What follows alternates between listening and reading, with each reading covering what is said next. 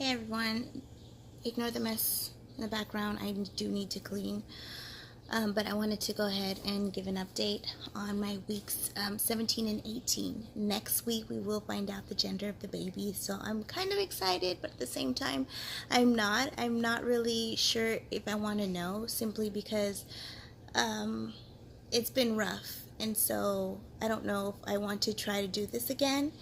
Of course, I would always try to push myself, but it's just hard. And as you know, the beginning was really, really hard. So to have to do that again, I just don't want to even think about it. So to have a girl would be great, because then, you know, I have my boy and my girl. But what we truly do want are two boys and then a girl, ideally, right? But I would be happy with any gender. Everybody's waiting, so week 19, hurry up. But as of right now, let's just go ahead and speak about week 17 and 18. I know that at week 17, baby's measuring about... Oh, my big baby just made a mess. He spilled apple juice all over himself. Yay, be right back. Okay, this child, he's wild. So as I was saying, at 17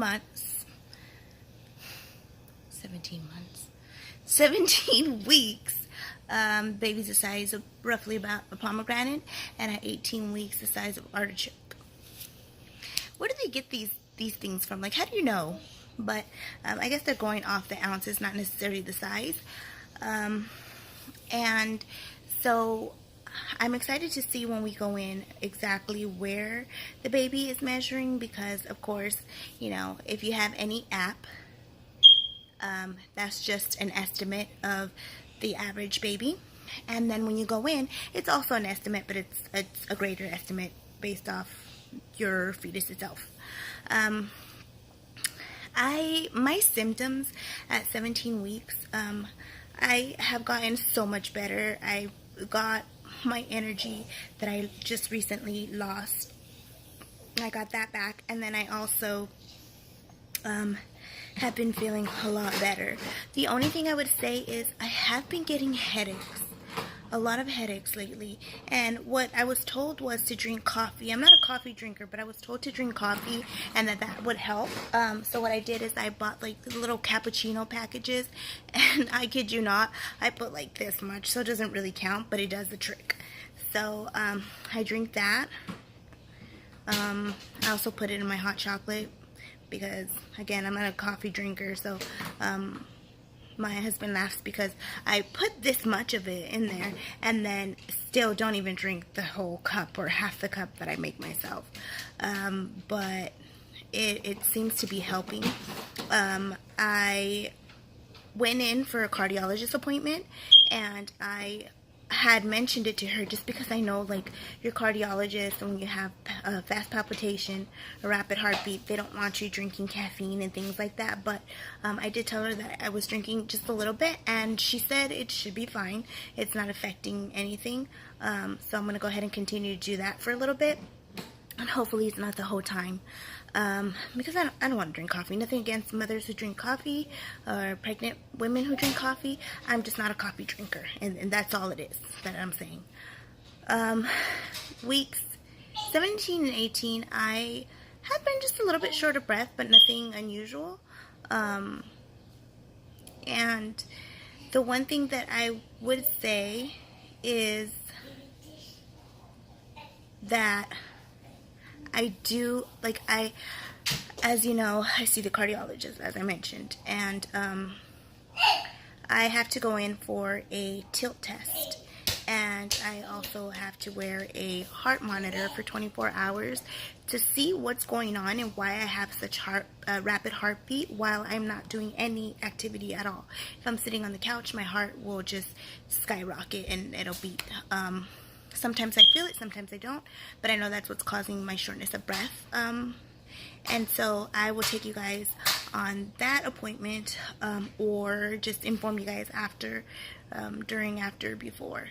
To continue with week 17 and weeks 18 of my pregnancy, other symptoms that I have been having are the nausea here and there, but nothing major. And as you know, I'm taking diclegus, so I don't know if that has anything to do with it, and I'll continue to say that. But I want you guys to know that yes, I do not have any more strong nausea, but I am taking medication. So hopefully you guys are one of the lucky ones that will not need that. And if you are on diclegus, Zofran, or whatever it is that you're taking, it's okay to continue on past your first trimester, because it helps. It helps you. I wouldn't function without it. I know that for a fact. It was hard first trimester, as I mentioned, and or especially the first weeks when I did not have it. So I am sticking to it. Refill, please. I will go ahead and insert a belly bump just because right now I have a little guest. Hi. Hi. Sorry. So I'm just going to go ahead and insert a belly shot just because right now things are a little chaotic here. I need to clean up, and so I don't want to. I look a mess, and I'm a little dirty because, again, I've been cleaning. So I'm just going to go ahead and insert a photo that I took of the belly. And I promise that next week I will go ahead and show you the belly. Again, this week 17, I had to wear the heart monitor. Weeks 17, I did have to wear the heart monitor. And for the following week, next week, week 18, I had my tilt test, and I will put a video, a separate video on that. That's all the symptoms, really. I don't have anything big this week. It is weeks 17 and 18. But I am excited for the next bump date to give you guys the gender of our little one. So, nervous, excited. Don't know what I'm gonna do yet. Find out there, or have the sonographer write it down for us, or the ultrasound tech write it down for us in an envelope, or how I'm gonna do it. But I'm excited to do that, and then a long distance gender reveal for our family that is in California, since we are in Texas. Well, that's all for week 17 and 18. I hope that I shared something that maybe you are dealing with, and that I can help in this week's, or any of the, whoa, thank you, any weeks, previous weeks, or any upcoming weeks. Good luck to you in your journey, and subscribe. Have a good day. Where are you? There you are. My wild baby. Where are you?